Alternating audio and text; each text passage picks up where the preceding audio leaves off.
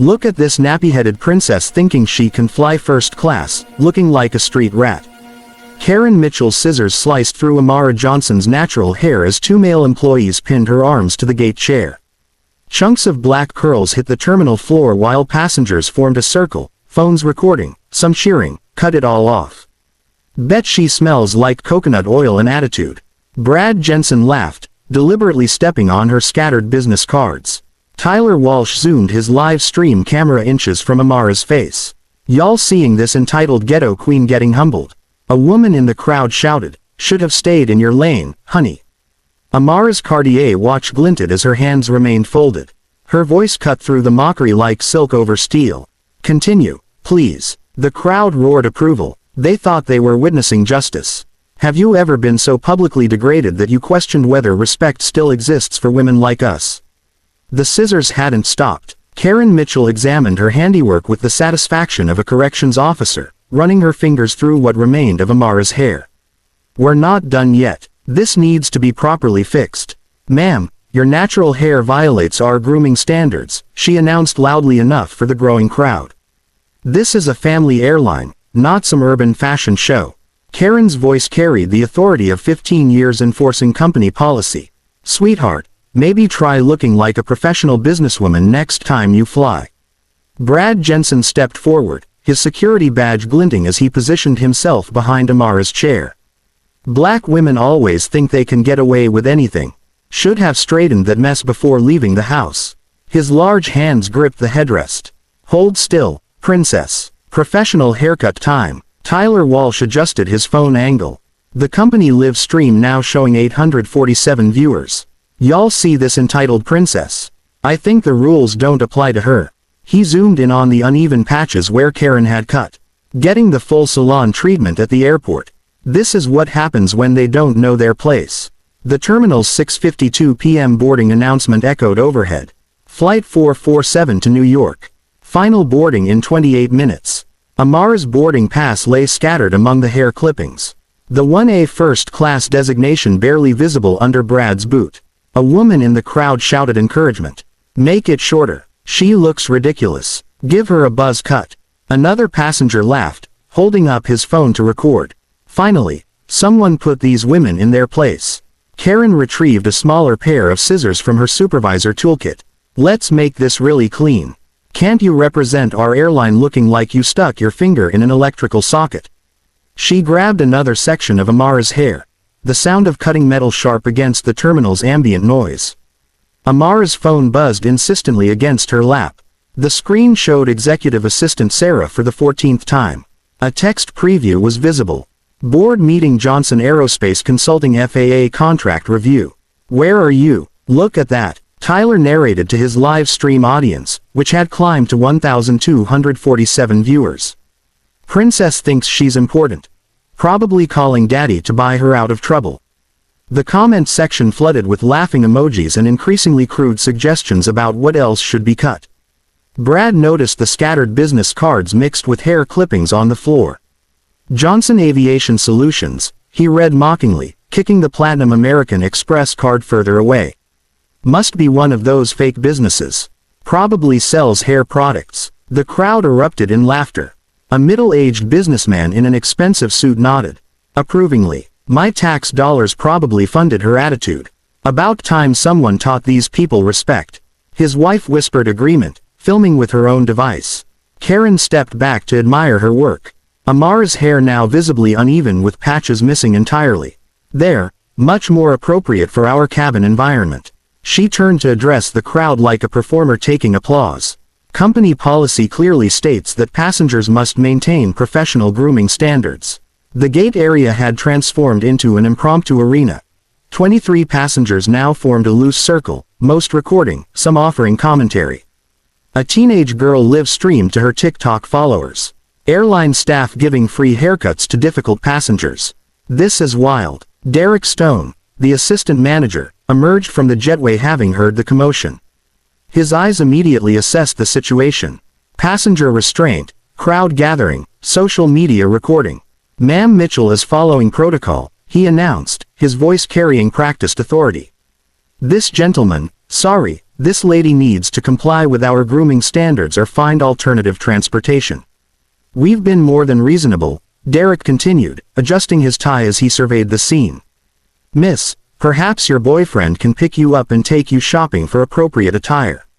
Or maybe a salon visit. His condescending smile drew approving nods from male passengers. Amara's Cartier watch caught the light as she slowly raised her hand to check the time. The movement was so calm, so deliberate that several people stopped recording to watch. Her voice when it came was silk over steel. Continue, please. I'm learning quite a lot about your company culture. Tyler's live stream showed her face in close-up, the camera capturing her eerily composed expression despite the assault. Look at this attitude, even getting a free haircut and still acting superior. The viewer count hit 247 with hashtag #GroomingGate beginning to trend locally. Karen reached for electric clippers from her maintenance kit. Let's finish this properly. Can't have her boarding half done. The buzzing sound made several passengers cheer. Shave it all, someone called out. Bald is beautiful, another added, sparking more laughter. Brad's grip tightened on the chair as Karen approached with the clippers. This is what happens when you think you're better than everyone else, he muttered. Just loud enough for the cameras to catch. Amara's phone showed 47 missed calls now. Her screen lit up with a Bloomberg notification. Johnson Aviation stock up 12% on federal contract news.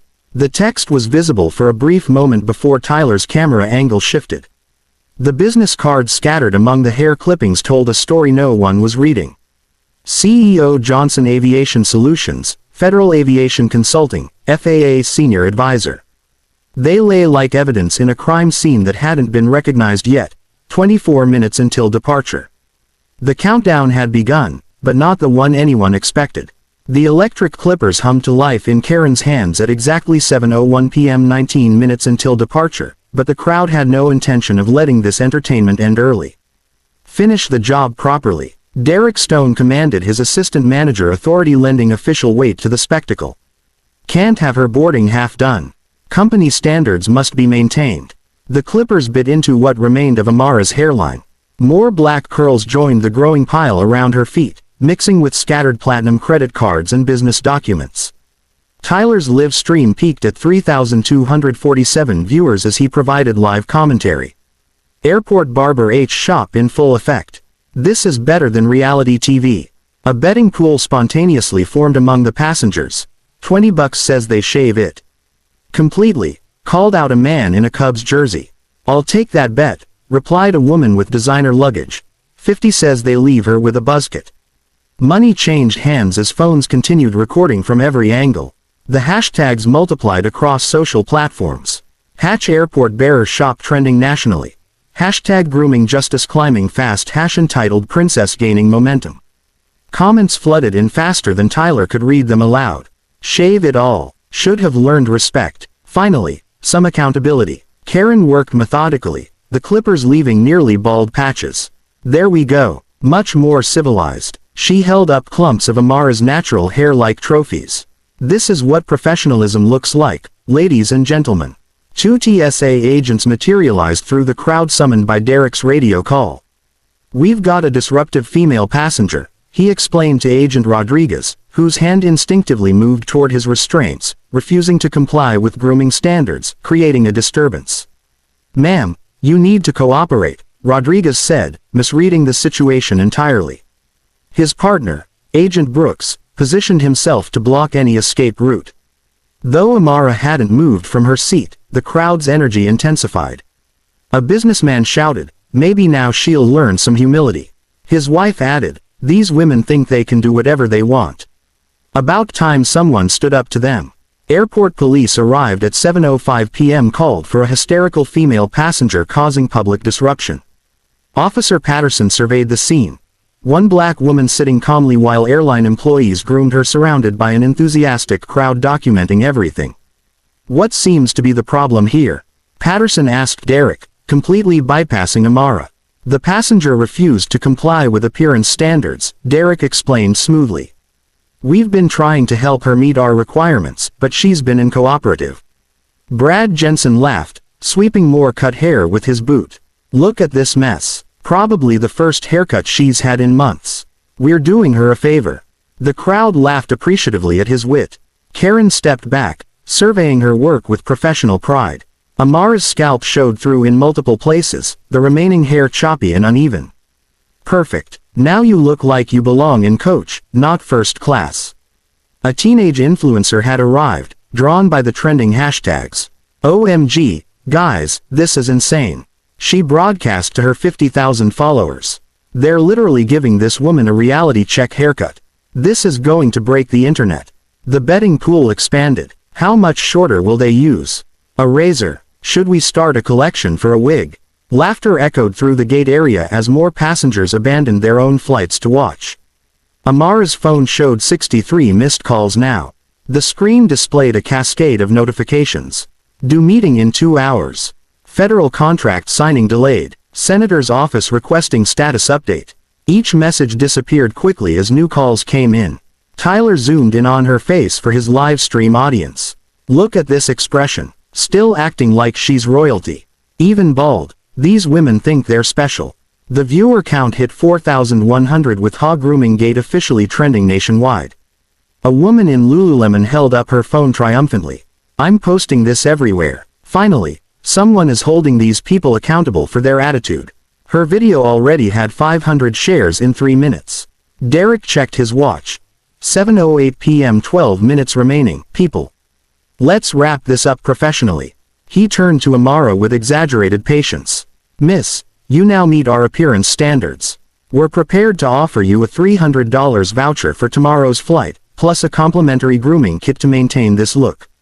The crowd burst into applause. Several passengers shouted approval. "Generous offer. Take the deal. More than she deserves." Karen produced a small hand mirror from her toolkit. "Would you like to see the improvement?" She held it up mockingly, angling it so the cameras could capture Amara's reaction to her destroyed hair. Brad stepped closer, his boots crunching on the scattered business cards and hair. "Come on, princess. Even you have to admit this is better, more honest, less pretentious." He kicked at the pile of her belongings. "Maybe now you'll think twice before acting superior." The pile on the floor told a story the crowd refused to read. Hair mixed with documents bearing federal seals, a black American Express card, and business cards reading CEO. But entertainment value trumped investigation. Airport security had cordoned off the area, not to protect Amara, but to manage the growing crowd of spectators. The scene had become Gate B12's main attraction, with passengers from other flights arriving to witness the grooming enforcement. Social media exploded across platforms. The story spread with hashtags Hatport Justice, hashtag grooming policy, #attitude adjustment. Local news stations picked up the feed. It was becoming the feel-good story of the day. Entitled "Passenger Learns Humility." Amara slowly raised her hand to touch what remained of her hair.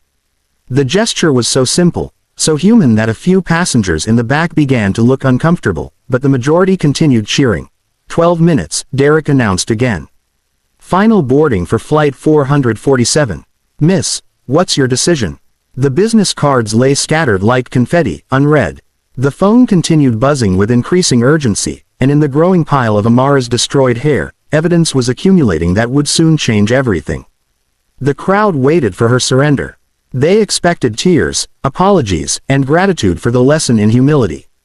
They had no idea they were about to witness the most expensive haircut in aviation history. At exactly 7:09 p.m. with 11 minutes until departure, Amara Johnson did something no one expected. She smiled. Not the broken smile of defeat. Not the nervous smile of someone trying to appease a mob. This was the smile of a chess master who had just realized her opponent had walked directly into checkmate. "Thank you all for this educational experience," she said, her voice carrying clearly across the suddenly quiet gate area. "I'd like to make one phone call now. Please give me exactly 60 seconds. The crowd leaned in, phones still recording, expecting to witness the final humiliation. A desperate call to a lawyer, a boyfriend, maybe even her mother. Tyler adjusted his live stream angle to capture what he assumed would be her breakdown. A businessman shouted mockingly, "Calling daddy to come save you." The crowd erupted in fresh laughter, cameras focusing on Amara's face for the anticipated tears. Amara speed dialed a number labeled simply executive command. "Sarah," she said calmly, her voice on speaker for everyone to hear. Initiate Code 7. Authorization Johnson Alpha 7. The response came immediately, crisp and professional. Understood, Miss Johnson. Full executive override commencing. Federal investigation protocol is now active. All systems responding. Karen laughed nervously. Look at this act, calling her assistant to pretend she's important. But her tablet screen flickered, then displayed a message in red letters. Executive authority override. Johnson protocol active. All operations suspended. Derek's radio crackled to life. All management report to the Crisis Command Center immediately. Code 7 Federal Protocol in effect. This is not a drill. Tyler's confident live stream narration cut off midward as his phone screen went black, displaying service terminated. Federal Investigation Protocol, Evidence Preservation Mode. What the hell? Tyler stared at his dead device. Around him, other passengers found their recording devices similarly disabled, error messages replacing their entertainment. The airport PA system echoed across Terminal B. Attention! Code 7, Executive Protocol in effect. All gate operations suspended pending federal oversight review. Security teams report to stations immediately. The crowd's energy shifted instantly from celebration to confusion. Brad Jensen looked around nervously as phones that had been recording now showed federal override messages. The festive atmosphere evaporated like steam. This is some kind of joke, Karen muttered, but her voice lacked conviction. Her supervisor's confidence was cracking as airport security began moving toward their position with new urgency. Amara stood slowly, her movements deliberate and controlled. She brushed hair clippings from her cream silk blouse with the precision of someone accustomed to command. From her scattered belongings, she retrieved items the crowd had ignored in their entertainment frenzy. First, a business card that had been trampled underfoot. Amara Johnson, CEO, Johnson Aviation Solutions, Federal Aviation Consulting. The businessman who had been laughing loudest suddenly went quiet. Wait, is that real? Then an ID badge with her photograph and federal seal. FAA Senior Compliance Advisor, Department of Transportation, Level 7 clearance. Derek's phone rang with the distinctive tone of executive emergency. He stared at the caller ID. CEO Williams, urgent. His hand trembled slightly as he answered.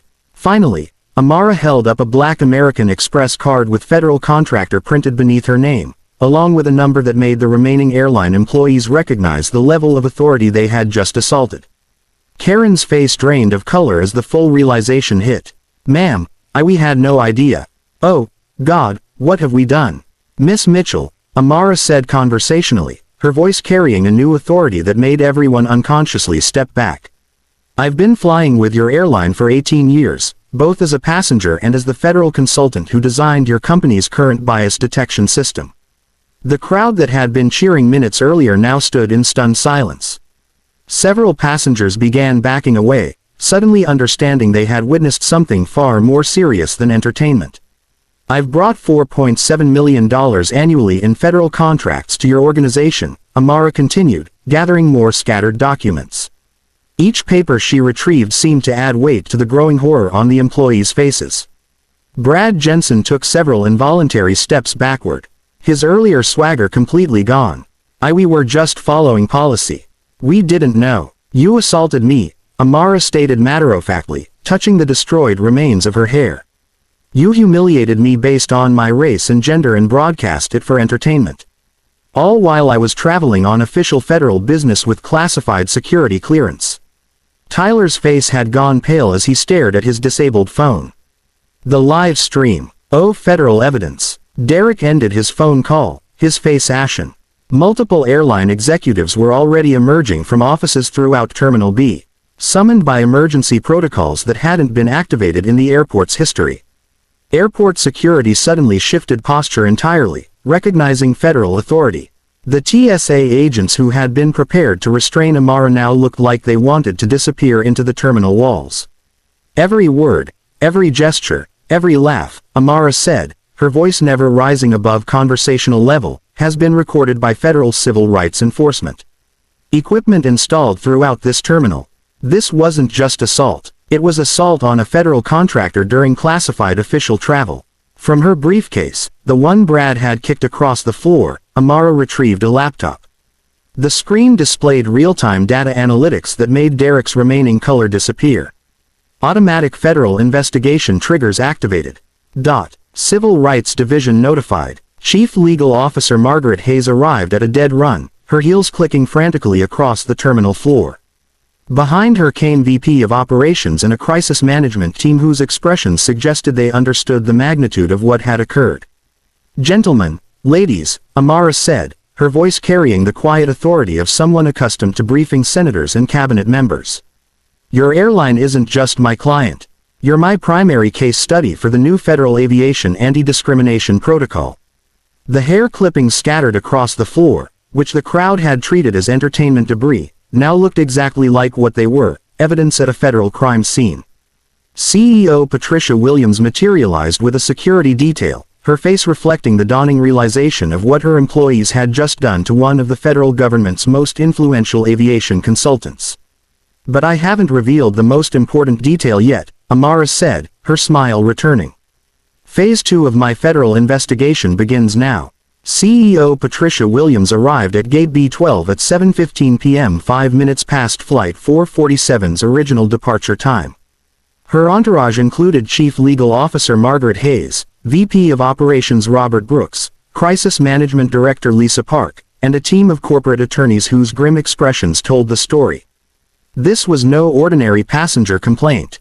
The gate area had transformed into an impromptu federal crime scene. Airport security had cordoned off the area with yellow tape, not to contain Amara, but to preserve evidence. The scattered hair clippings, trampled business cards, and disabled recording devices created a tableau of corporate catastrophe that would soon appear in federal court documents. Patricia surveyed the scene with practiced crisis assessment. Destroyed hair covering the floor like black snow. Scissors abandoned beside federal contractor credentials and her 4 employees standing like defendants awaiting sentencing. The crowd of passengers who had been cheering minutes earlier now pressed against security barriers, their phones still disabled by federal override protocols. "Miss Johnson," Patricia began, her voice carefully modulated to project authority while acknowledging the precarious situation. "As one businesswoman to another, I'm certain we can resolve this matter professionally and privately." Amara opened her laptop with deliberate precision. The screen casting blue light across the evidence-strewn floor, real-time data scrolled across multiple windows, federal contractor databases, civil rights violation protocols, and investigation trigger systems all flashing active status. "Patricia, you have exactly 10 minutes to demonstrate corporate accountability before I activate Phase 2 of the federal investigation," Amara said, her voice carrying the quiet authority of someone accustomed to briefing cabinet members. "But first, let me clarify something. This isn't a negotiation. It's a federal compliance presentation." Margaret Hayes stepped forward. 23 years of legal training overriding panic. "Miss Johnson, we deeply regret any misunderstanding that may have occurred during what appears to have been a miscommunication regarding company grooming policies." "There's no misunderstanding," Amara interrupted, her voice cutting through corporate euphemisms like surgical steel. "There's documented federal contractor assault, systematic civil rights violations captured on multiple recording devices, and approximately 6 different federal investigation triggers that activated the moment your employees decided to forcibly cut my hair while broadcasting it for public entertainment." She turned the laptop screen toward the assembled executives, revealing a comprehensive data dashboard that made Margaret physically step backward. The metrics displayed in stark numerical reality. $4.7 million in annual federal consulting revenue from Johnson Aviation Solutions. 31 major airlines currently implementing Johnson's bias detection protocols. 89% success rate in federal discrimination case prosecutions. 67% of aviation discrimination incidents involving intersectional bias targeting women of color. "Your airline isn't just my client," Amara continued, touching the destroyed remnants of her hair with calculated impact. "You're my primary laboratory for federal anti-discrimination research, and this assault just provided the Department of Transportation with a perfect case study in intersectional discrimination, complete with real-time documentation and crowd participation." Robert Brooks whispered frantically to Patricia. "She designed our current bias detection system. She has administrative access to every incident report, employee complaint, and discrimination case from the past 18 months. If she runs a comprehensive audit, Patricia's face paled as the implications crystallized. A federal investigation would expose not just this incident, but potentially hundreds of unreported discrimination cases buried in company databases. Karen Mitchell stood frozen beside the abandoned scissors, her supervisor's confidence replaced by dawning terror. We were just enforcing grooming standards according to company policy. I didn't know she was a federal contractor. A federal contractor with Level 7 security clearance traveling on classified Department of Transportation business. Amara corrected, her eyebrow arching with lethal precision. Ms. Mitchell, ignorance of federal law isn't a defense in civil rights prosecution. Assault with forced hair cutting of a federal contractor during official travel constitutes multiple felonies under 18 U.S.C. Sector 245 Title 7 and the Federal Contractor Protection Act. Tyler Walsh clutched his disabled phone like a lifeline. His earlier swagger completely evaporated. The live stream was just standard company social media documentation. I was recording policy enforcement for training purposes. You were broadcasting a federal contractor assault to 3,700 viewers while using company equipment and representing corporate policy. Margaret Hayes said, her voice hollow with professional recognition of the legal catastrophe that constitutes evidence tampering, civil rights violations, conspiracy to violate federal law, and potential hate crime enhancement charges. Derek Stone's phone rang again. Emergency conference with the board of directors demanding immediate damage assessment. His earlier condescending authority had evaporated entirely, replaced by the terror of someone realizing their career was ending in real time with potential criminal consequences. Brad Jensen attempted damage control. Ma'am, we sincerely apologize for any inconvenience. We were following what we believe to be standard passenger compliance procedures. You physically restrained a federal contractor, participated in an assault with hair cutting, and kicked federal documents across a public terminal while encouraging crowd participation in the humiliation, Amara replied without looking up from her laptop. Your procedures constitute federal crimes. Amara accessed another screen displaying federal regulations with surgical precision. The legal citations filled the monitor. Title 7, Civil Rights Violations, Physical Assault Based on Race and Gender Characteristics, Federal Aviation Regulations, Section 259.4, 4. Intersectional Discrimination in Passenger Services, Federal Contractor Protection Act Section 15.7, Assault on Government Personnel During Official Travel, and my personal favorite, 18 U.S.C., Sector 245, Federal Hate Crime Statutes for attacks on individuals based on race and gender while engaged in federally protected activities. She paused, allowing the legal weight to settle like concrete. Each violation carries fines up to $250,000 per incident with potential criminal penalties, including federal prison sentences. Patricia's crisis management training kicked in, recognizing ultimate stakes. Miss Johnson, what would constitute an appropriate resolution of this incident that demonstrates our commitment to civil rights compliance? I'm not negotiating, Amara replied, her voice maintaining conversational calm while delivering corporate death sentences. I'm presenting federal compliance requirements. You have 7 minutes remaining to demonstrate good faith cooperation or I activate comprehensive Department of Transportation investigation protocols that will examine every discrimination complaint in your company's history. Margaret Hayes pulled out her legal pad with shaking hands, recognizing ultimatum dynamics that could destroy the corporation. What are the specific compliance requirements? Amara's fingers moved across her keyboard with practiced efficiency, pulling up a pre-prepared compliance framework that suggested this confrontation had been anticipated, planned, and legally structured. First, immediate termination with Karen Mitchell, Brad Jensen, Derek Stone, and Tyler Walsh. No severance packages, no positive employment references, and permanent notation of federal civil rights violations in their employment records accessible to future employers. Karen made a sound somewhere between a gasp and a sob, her hand instinctively reaching toward her supervisor badge. Please, I have 3 children and a mortgage. I didn't know she was important. I was just doing my job. You had 3 children when you decided to assault a federal contractor and broadcast it for entertainment. Amara replied without emotional inflection. Your ignorance of federal law endangered their financial security, not my response to your criminal behavior. Second, $750,000 in direct settlement for intersectional discrimination and federal contractor assault. She continued, This figure reflects documented racial bias, gender-based harassment, hair-specific discrimination, and federal contractor status violations. The amount is non-negotiable and represents minimum damages under federal civil rights statutes. Robert Brooks's calculator clicked frantically as he computed immediate financial impact. $750,000 was financially manageable, but the precedent and publicity implications were staggering for future cases. Third, mandatory intersectional bias training for all customer F-facing employees within 21 days. Not generic diversity sensitivity workshops. Comprehensive intersectional awareness programs focusing specifically on hair-based discrimination, federal contractor identification and de-escalation techniques. Training must be conducted by certified intersectional bias specialists. Patricia nodded grimly, recognizing the training costs would approach six figures company-wide, but federal investigation would cost tens of millions in legal fees alone. Fourth, immediate implementation of Johnson Aviation Solutions intersectional dignity protocol system-wide across all airports and customer interaction points. Full installation with federal compliance monitoring for 36 months, including real-time bias detection algorithms and quarterly federal reporting requirements. Margaret recognized the strategic genius.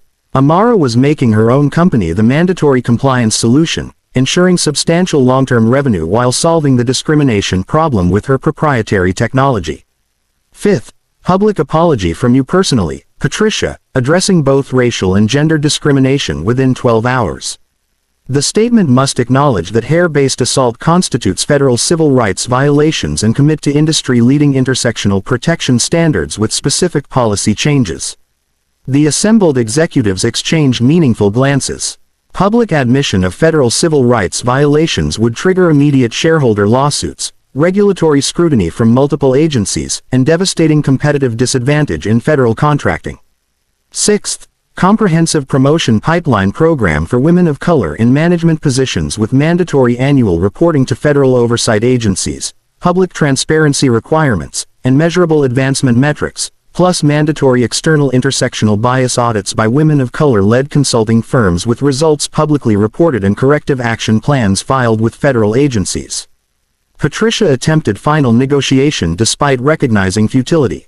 Ms. Johnson, some of these requirements exceed normal settlement parameters and establish precedents that could impact industry-wide practices. Perhaps we could discuss modified terms that achieve your objectives. While Amara's laptop chimed with an incoming federal call that silenced all conversation. That would be the Department of Transportation Civil Rights Office. They've been monitoring this situation since Code 7 activation 37 minutes ago. She answered the speaker with deliberate transparency. Civil Rights Division. This is Director Martinez. Miss Johnson, we've completed preliminary evidence review of the federal contractor assault incident. Investigation protocols are standing by for your authorization. The federal voice continued with bureaucratic precision that chilled corporate blood. We have documented assault of a Level 7 federal contractor, evidence tampering via social media broadcasting, systematic civil rights violations, and potential hate crime enhancement factors. Federal prosecutors recommend immediate escalation to comprehensive investigation with criminal referral unless full compliance is achieved within 5 minutes and 30 seconds. Patricia's professional facade finally cracked completely. Miss Johnson, we accept all terms unconditionally and immediately. How do we prevent federal investigation escalation? You don't prevent it, Amara replied, closing the laptop with finality that echoed through the terminal. Phase 2 federal investigation cannot be stopped. It's mandatory protocol for federal contractor assault. But demonstrated good faith compliance might influence the scope and severity of consequences during prosecution recommendations. The hair scattered around her feet told the complete story. What began as crowd entertainment had become the most expensive haircut in corporate history. At 7:45 p.m., exactly 36 minutes after the first scissor cut, Karen Mitchell, Brad Jensen, Derek Stone, and Tyler Walsh received their termination notices. Security escorted them from the premises while federal agents collected their company devices as evidence. Karen's supervisor badge, which she had worn with such authority, now lay in an evidence bag marked Federal Contractor Assault, Exhibit C. The termination process unfolded with corporate efficiency that contrasted sharply with the chaos of their assault. Human Resources Director Janet Morrison read the charges aloud. Immediate termination. with cause for federal civil rights violations, assault of a federal contractor, evidence tampering, and conduct detrimental to company reputation and federal compliance status. Karen clutched her personal belongings in a cardboard box, tears streaming down her face. 18 years with this company, she whispered to no one in particular. 18 years, and it ends because I cut some woman's hair. You didn't cut some woman's hair, Margaret Hayes corrected with legal precision. You assaulted a federal contractor's hair while she was traveling on classified government business. There's a significant legal distinction that federal prosecutors will explain during your criminal proceedings. Tyler Walsh's final company live stream had been viewed 47,000 times before federal override shut it down. Now, that same video would serve as primary evidence in federal court. I was just trying to go viral, he muttered, his social media career ending before it began. Salt. I didn't know it would go this viral. Brad Jensen handed over his security credentials with shaking hands. 23 years in airport security and his career ended with federal assault charges. What do I tell my wife, my kids? How do I explain that I'm facing federal prison for cutting hair? Derek Stone, whose assistant manager position had given him confidence to escalate the situation, now faced the complete destruction of his aviation career. No airline would hire him with federal civil rights violations on his record. This is insane, he kept repeating. Over hair. This is all over my hair. At 8:30 p.m., CEO Patricia Williams stood before a hastily assembled press conference, her prepared statement representing the most expensive apology in airline history. The conference room at O'Hare buzzed with reporters who had descended like vultures, sensing the blood in the water of a major civil rights story. Tonight, our airline failed catastrophically, Patricia began, her voice steady despite the corporate disaster unfolding around her. We failed Ms. Amara Johnson, a valued federal contractor and respected member of the aviation community. More importantly, we failed women of color everywhere who deserve dignity and respect when they travel. The statement continued with legal precision crafted by Margaret's team. The assault on Ms. Johnson's hair was not a policy enforcement action. It was a violation of her civil rights, her dignity, and federal law. Hair-based discrimination, particularly targeting natural black hair, constitutes racial discrimination and has no place in our industry. Social media exploded within minutes. The apology video garnered 2.3 million views within 6 hours with #hair assault and #JS on case trending nationally. Comments ranged from supportive to skeptical, but the corporate admission of federal civil rights violations sent shock waves through the aviation industry. Competitor airlines immediately distanced themselves, issuing their own statements about hair discrimination policies. Southwest Airlines announced a comprehensive review of grooming standards. Delta pledged new intersectional bias training. American Airlines quietly contacted Johnson Aviation Solutions about bias detection consulting. By 9:15 p.m. the first emergency bias sensitivity briefing was underway for all O'Hare customer-facing staff. The session led by Dr. Kenya Williams from the University of Chicago's Civil Rights Institute focused specifically on hair-based discrimination and federal contractor identification. Natural black hair is not unprofessional, drive. Williams explained to the assembled employees, many still processing the evening's events. Touching, cutting, or demanding alteration of someone's hair constitutes assault, regardless of company policy, and assaulting federal contractors carries enhanced penalties that can destroy careers and companies. The Thompson Protocol, hastily renamed the Johnson Protocol after legal review, was implemented across all airline operations within 72 hours. The real-time bias detection system, ironically designed by Amara's own company, now monitors every customer interaction for discriminatory language, behavior, and policy enforcement. Anonymous reporting apps went live within 48 hours, allowing passengers and employees to document discrimination incidents directly to federal oversight agencies. The first reports came flooding in. Hair-based discrimination, accent mockery, name pronunciation bias, and dozens of other intersectional violations that had been routine until federal scrutiny arrived. The Department of Transportation Civil Rights Office opened their comprehensive investigation on schedule despite the airline's compliance efforts. Director Martinez's team discovered a disturbing pattern. 89 similar incidents involving women of color and company records dating back 18 months, including 23 cases of hair-based discrimination that had been dismissed as grooming policy enforcement. Federal fines totaled $3.20 to $2 million. When the full investigation concluded, the consent decree required 5 years of federal monitoring with quarterly reporting on intersectional bias metrics, mandatory promotion targets for women of color, and annual third-party discrimination audits with public reporting requirements. The ripple effects spread throughout the aviation industry like shock waves from an earthquake. Within 6 months, 18 other major airlines had voluntarily adopted Johnson Aviation Solutions' Intersectional Dignity Protocol, recognizing that federal oversight was inevitable and cooperation was preferable to investigation.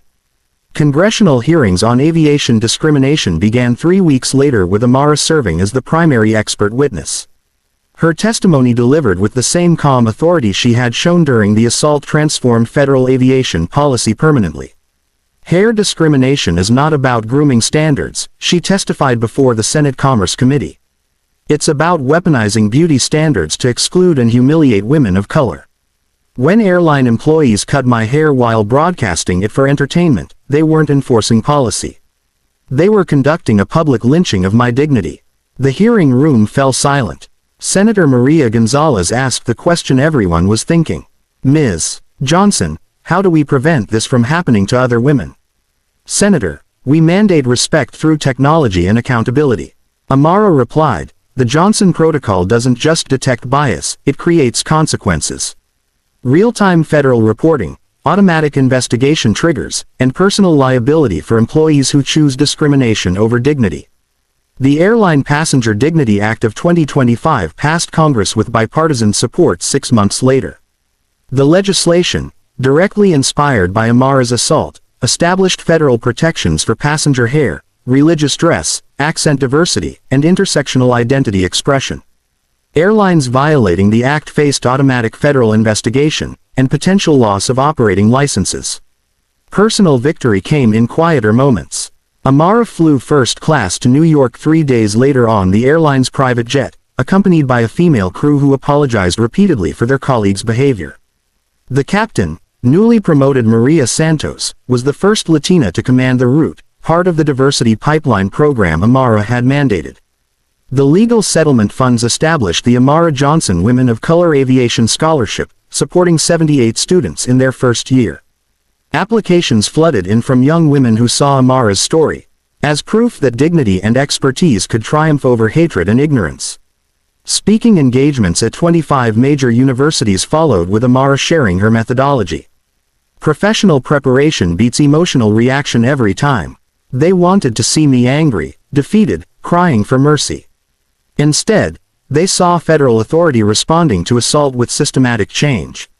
Harvard Business School developed a case study titled Turning Intersectional Humiliation into Industry Transformation, which became required reading in corporate ethics and crisis management courses. The case emphasized how Amara's strategic response achieved more than lawsuits or protests ever could. The intellectual triumph was complete. No violence, no revenge, no personal enrichment. Only expertise, preparation, and legal precision, transforming systematic discrimination into systematic reform. The scissors that had cut her hair became symbols of change, displayed in the Smithsonian Civil Rights Museum as evidence that individual dignity could reshape entire industries. 6 months after the assault, Amara appeared on the cover of Business Week under the headline, "The CEO Who Changed Aviation." In the photo, her hair was styled in an elegant natural crown, a deliberate reminder that beauty and professionalism weren't defined by white standards. The scattered hair clippings from Gate B12 had grown into a movement that protected millions of travelers from discrimination. What began as entertainment for a cruel crowd had become education for an entire industry. Justice, it turned out, grew best from the seeds of systematic change. 1 year later, Amara Johnson stood before the Senate Aviation Subcommittee, her natural hair styled in an elegant twist that had become her signature look. The woman who had been assaulted with scissors now commanded the attention of lawmakers, industry leaders, and civil rights advocates gathered to celebrate the first anniversary of the Airline Passenger Dignity Act. The Johnson Intersectional Protocol is now active in 94% of major U.S. airports, she testified, her voice carrying the same calm authority that had dismantled corporate arrogance at Gate B12. Discrimination incidents involving women of color have decreased 73% industry-wide, while customer satisfaction scores for minority travelers have increased 31%. The numbers told a story of transformation that began with scattered hair clippings and grew into systematic change. Leadership diversity in aviation had increased 45% for women of color, with many crediting Amara's visibility for inspiring their career pursuits. Senator Williams, the subcommittee chair, asked the question everyone wanted answered. Ms. Johnson, what would you say to other women facing similar discrimination? Amara smiled, the expression carrying none of the calculated patience she had displayed during her assault. This was genuine warmth earned through victory. I would tell them that preparation is more powerful than protest. Expertise is more effective than anger, and systematic change outlasts individual revenge. The Amara Johnson Scholarship Fund had grown beyond aviation, supporting 78 women of color pursuing careers in transportation, technology, and federal service. Each recipient received not just financial assistance, but mentorship from a network of professionals who understood the intersection of excellence and discrimination. Corporate America had taken notice. The Johnson method of strategic response to discrimination was taught in business schools, law schools, and leadership development programs. Companies proactively hire Johnson Aviation Solutions not just for compliance, but for competitive advantage in diversity and inclusion. The documentary, The Cut That Changed Everything, had won 3 Emmy Awards, including Outstanding Social Justice Documentary. The film's final scene showed children in schools across America learning about hair diversity and civil rights, with teachers explaining that natural black hair was beautiful, professional, and legally protected. International impact followed domestic transformation. The European Union adopted similar hair discrimination protections, citing the Johnson case as precedent. South Africa strengthened workplace bias regulations. Canada mandated intersectional bias training for federal contractors. A haircut at Chicago O'Hare had triggered global civil rights advancement. Personal fulfillment came through unexpected channels. Amara's TED Talk, The Power of Strategic Dignity, has been viewed 15 million times across platforms. Young women approached her at airports sharing stories of discrimination they had faced and strategies they had learned from her example. "You showed us we don't have to accept disrespect," a college student told her at Reagan National Airport. "You proved that smart women with preparation can change the world." The annual Intersectional Aviation Leadership Conference hosted by the Women of Color in Aviation Coalition that Amara founded drew 5,000 attendees from 47 countries. The conference's mission statement reflected her philosophy, transforming individual dignity into systematic change through professional excellence and strategic advocacy. Karen Mitchell had found new employment as a cashier at a suburban grocery store. Her airline career permanently ended by federal civil rights violations. In interviews with local media, she expressed remorse. "I learned too late that a person's hair is part of their identity, their dignity. I wish I could apologize to Miss Johnson personally." Tyler Walsh, whose live stream had preserved the evidence of federal contractor assault, now worked in his family's landscaping business. His social media presence focused on civil rights education, using his platform to teach young people about the consequences of discrimination. "I was trying to go viral," he explained in a documentary interview. "I went viral, but not the way I intended." Brad Jensen and Derek Stone faced ongoing civil litigation from other passengers who had experienced discrimination during their tenure. The federal investigation had uncovered patterns of bias that extended far beyond Amara's case. With dozens of victims seeking justice through the legal precedent, her strategic response had established. The transformation was measured not just in policies and statistics, but in culture and consciousness. Airport employees now received annual training on intersectional dignity. Federal contractors traveled with enhanced protections. Women of color reported feeling safer, more respected, and more confident in aviation spaces. The scissors from Gate B-12 were displayed in the Smithsonian's National Museum of African American History and Culture alongside Amara's business cards and federal contractor credentials. The exhibit's title captured the essence of her victory from assault to advocacy. How strategic dignity transformed an industry. But the most meaningful change was personal. Amara's hair, grown back into a magnificent natural crown, represented more than aesthetic choice. It symbolized the triumph of authenticity over assimilation, dignity over compliance, and systematic change over individual revenge. Standing before her bathroom mirror each morning, running her fingers through hair that was now legally protected across the transportation industry, Amara reflected on a fundamental truth. Sometimes the most powerful response to hatred was not anger, but architecture. Building systems that prevented others from experiencing the same humiliation. The woman who had been attacked for her hair had used that assault to protect the hair, dignity, and rights of countless others.